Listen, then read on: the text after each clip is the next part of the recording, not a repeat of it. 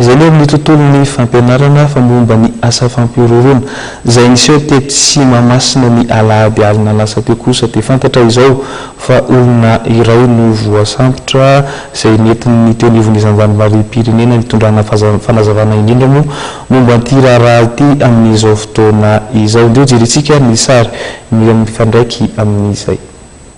Mbola ny famotorana tsara mihitsy moa zao ny famotorana moa zany dia tsy azo tenenina zao fandeha satria misy an'ireo secret d'instruction na izany na tsy zany ny zavatra efa fantatra zany dia misy anankiray voasambotra igny dia fanarahantsika nahita mandeha ny famotorana misy fandraisany ve ny tao Mahamasina misy fandraisany ve ny anaty Nathalie amin'ny Staty misy fandraisany amin'ny tany amin'ny Sénat ve anjaratsika koa mahita zany fa zay mahita zany fa misy fandraisany reo zavatra reo ary ny zavatra reny tsy tonga ho azy fa misy antony iza ny mety nanao an'izy famotorana mahita an'izay fa ny mpanao famotorana zany dia tsy misy ataony ambanin'ny zavatra ireo izay mety eritreretina mety nahatonga ny zavatra iny ary zay mahatonga amin'ny fisavana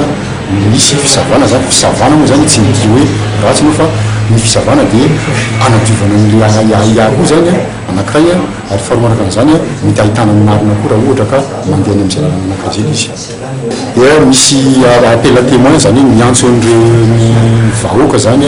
indrindra ny teny Mahamasina na tsy ny teny Mahamasina koa raha manana vaovao ilaina mba ahafantarana ny marina ny kasian'ny amin'io dia misy numéro zany la 119 sy ny 017 dia io mety daholo na RTL na Telma na Orange ary misy koa zany 034 14 014 57 034 14 014 57 reo zany dia mba mbavina izay manana vaovao ampitaina dia mba afaka miantso an'ireo numéro ho raisina andraikitra ny fitandrona ny amin'nao filazan'ireny filazan'io zany raha ohatra ka izay ny tian'ireo olona mipety.